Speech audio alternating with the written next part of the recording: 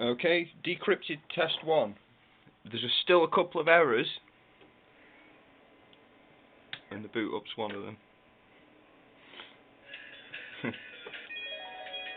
So yeah, there's a couple of glitches still.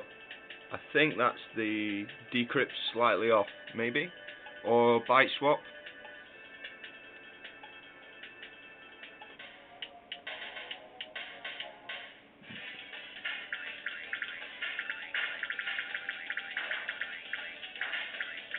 Looking good though.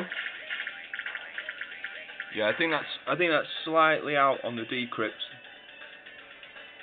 Or one of them's byte swapped, I'm not sure. I'll try byte swapping and try again.